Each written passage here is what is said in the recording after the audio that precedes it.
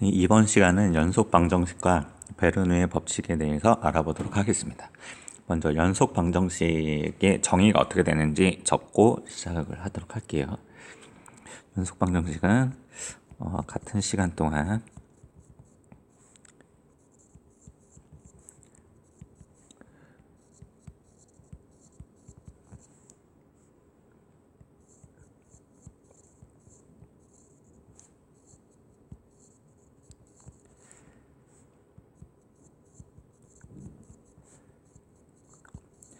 연속 방정식은 같은 시간 동안 두 지점을 통과한 유체의 부피는 같다라고 이렇게 정의를 내릴 수 있습니다. 그래서 지금 아래쪽에 그림을 보면은 왼쪽에 좁은 관과 오른쪽 위쪽에 넓은 관이 있는데, 이때 이제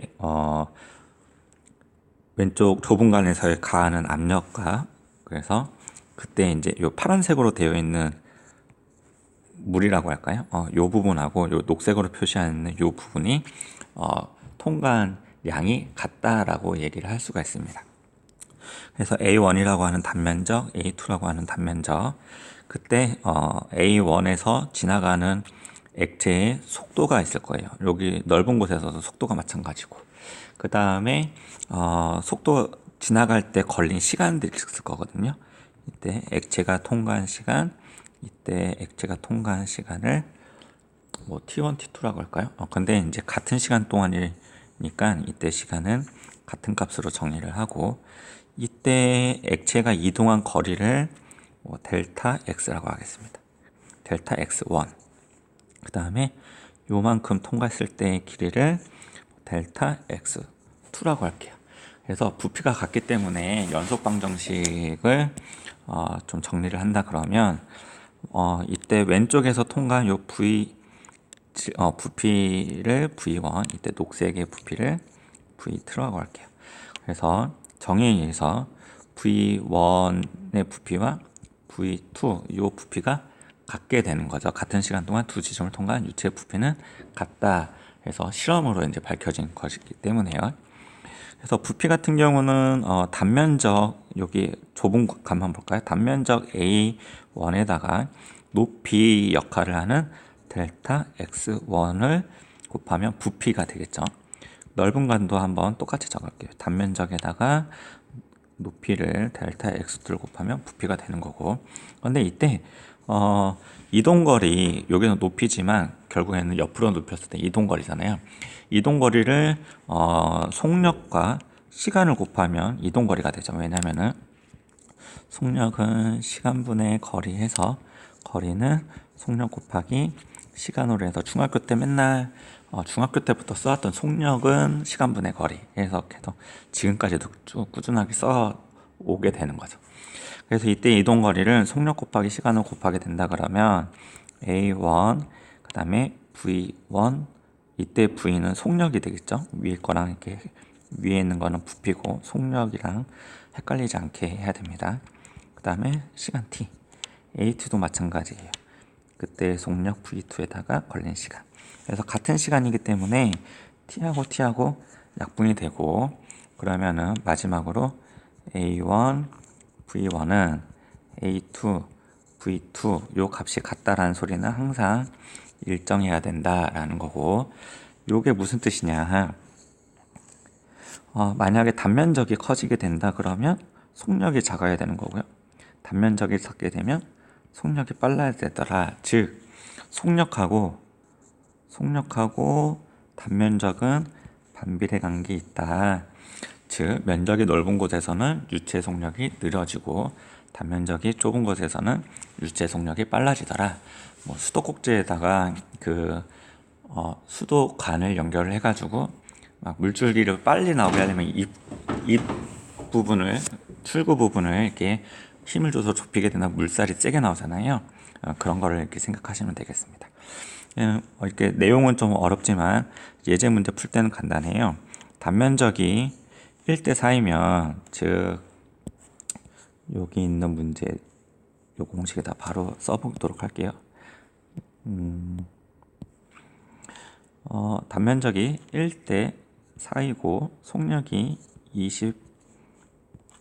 20이면 이때 속력이 얼마가 돼야 되느냐, 5m/s가 된다는 거를 단번에 알 수 있겠죠. 비례식이니까 뭐 따로 계산을 하진 않도록 하겠습니다.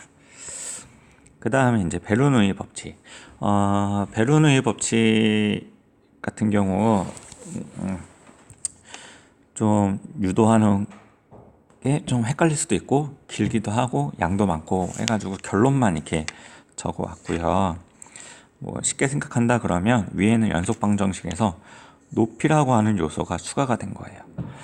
그래서 여기 있는 좁은 공간에 있는 요때 액체에다가 압력을 가해서 뭔가 이동을 시키게 된다. 오른쪽으로 이동을 하겠죠. 즉 힘을 가했다는 건데, 압력을 가했다는 거는 힘도 가해진 거고, 이때도 마찬가지 압력이 가해지면 힘이라고 하는 녀석도 가해지고 이쪽 방향으로 이동을 하고 있잖아요. 즉 왼쪽에서 한 일의 양을 W라고 한다 그러면 오른쪽에서 작용받은 일이 W2에서 왼쪽에다가 작용 1을 했더니만 오른쪽에서도 일이 작용하더라 라는 건데, 이때 위치가 변하고요, 속력이 변했기 때문에 처음에 좁은 공간에서 일을 한 거에다가 작용받은 일 더하기 운동 에너지, 카이네틱 에너지라고 하죠. 그 다음에 위치의 에너지, 변환값, 요거를 더한 값이 베르누이 법칙이고요. 이거를 잘 변환을 하게 된다 그러면 이러한 공식을 유도할 수가 있습니다. 수업 시간에 했기도 하고 결론만 중요할 수도 있기 때문에 원래는 내용이 다 중요하겠죠. 나중에 이제 시간이 되거나 뭔가 여유가 된다 그러면 따로 유도 과정을 설명을 할 수 있도록 해보도록 하겠습니다. 먼저 결론만 얘기를 한다 그러면 이러한 공식이 나왔는데, 여기서 저희가 알아야 될 내용이 첫 번째로 정지 상태, 즉 유체의 속력이 제로인 경우 어떻게 작용을 하느냐. 제로면 여기 속력이 없어지는 거죠. 제로가 돼서 없어지게 되고, 이 압력을 왼쪽으로 이양시키게 된다 그러면 P1 빼기 P2는 여기 있는 걸 오른쪽으로 이양을 할게요. 이 친구를 오른쪽으로 넘기게 되면 로 G H2 빼기 H1이 되더라 라는 겁니다. 즉 무슨 소리냐면 압력의 차이는 높이의 차이하고만 연관성이 있다인 겁니다. 이때 로우 값은 액체의 밀도라고 해서 주어지는 값이고요. 이때 G는 중력 가속도라서 정해진 값이죠. 그래서 압력 차이를 구하고 싶으면 이때 좁은 지역의 P1과 P2의 압력을 계산하고 싶으면 나머지 값은 정해진 거고 높이하고만 연관성이 있다라는 것을 좀 알아두셔야 되는 거고요. 두 번째, 이번에는 유체가 움직이고 있어요. 흐르는 유체. 이고 속도가 제로가 아닌 거죠. 단 같은 위치일 때는 어떻게 되느냐. 즉 지금 관은 이렇게 구부러져 있지만 같은 위치가 됐다라고 치면은, 같은 위치다라고 한다 그러면 이제는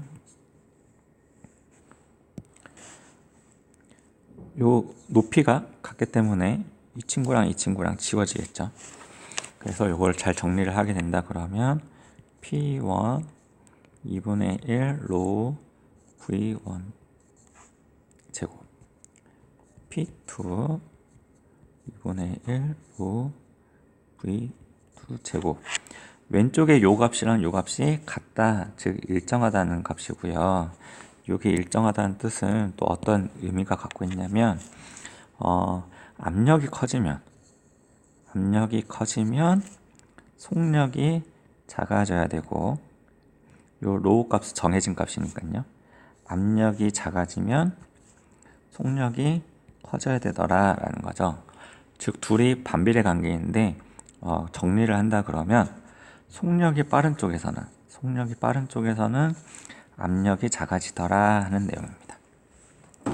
그 내용이 오른쪽에 있는 뭐 양력이나 마그누스의 힘이라고 하는 비행기가 뜰 때 원리인 거죠. 그래서 비행기 날개가 이렇게 뭐 새 날개처럼 되어 있는데 날개 윗부분은 속력이 빠르고요. 빠른 공기의 흐름. 아래쪽은 느린 공기의 흐름이어서 빠른 쪽에서는 압력이 낮아지고 느린 쪽에서는 높은 압력이 생겨서 압력이 큰 곳에서 낮은 쪽 방향으로 힘이 작용하더라 하는 게 베르누이 원리를 이용한 겁니다. 그때 비행기 같은 경우는 뜨게 만드는 힘이라 그래서 양력이라고 하고요. 축구공이 이제 휘어지는 거, 바나나킥이라고도 하고, 이렇게 방향이 회전한, 이렇게 휘어지는 공이 축구 선수들이 많이 구사를 하는데, 아니면 야구에서 변화구를 던진다거나 등등등등 해서 왜 공이 휘어지는지도 마찬가지 그림으로 잘 설명이 되어 있거든요. 공을 오른쪽 방향으로 이제 가했을 때 축구공이 지금 이렇게 반시계 방향으로 회전을 하고 있죠. 그런데 축구공을 이쪽 방향으로 진행을 할 때 공기 흐름이 이렇게 오고 있습니다. 그럴 때 왼쪽 같은 경우는 공의 회전 방향과 같은 방향으로 공기가 지나가므로 공기의 속도가 빠르다. 압력이 낮고요. 오른쪽 부분은 반대 방향이니까 속력이 느려요. 그래서 압력이 높아요. 그래서 압력이 높은 곳에서 낮은 쪽으로 힘이 작용하니까 공은 이렇게 앞으로 가면서 이쪽 방향으로 휘어지게 되더라 하는 내용인 거죠. 너무 대충 그렸지만 한 번만 읽어보시면 이해를 할 겁니다. 그래서 이 베르누이 원리를 이용한 벤추리간이어가지고 자동차 엔진 기관에 연료를 주입할 때 쓰이는 방법인데요. 흡입기관이라고 해가지고 한번 보도록 하겠습니다. 지금 넓은 통로하고 좁은 통로가 있는데 공기의 흐름이 어떻게 되느냐. 넓은 통로에서는 면적이 넓으니까 속력이 감소하겠죠. 속력이 감소하면 압력이 높아져요. 그래서 여기는 압력이 큰 곳이고 여기는 속력이 증가했으니까 압력이 작겠죠. 그래서 여기는 세게 눌러지고 여기는 약하게 눌려져서 물기둥이 높이가 여긴 낮아지고 여기는 높여져서 이만큼의 차이가 나더라 하는 내용입니다. 이거를 잘 읽어보시고 오른쪽에 문제를 풀면 되는 건데 유체의 속력이 빠른 곳은 당연히 간이 좁은 P 부분이 되겠죠. 압력이 큰 곳은 Q가 될 거고 속력이 느린 쪽. 그럼 물기둥이 높은 곳은 압력이 약한 A 부분이 되더라 하는 내용입니다. 여기까지 해서 베르누이 원리를 마무리하도록 할게요.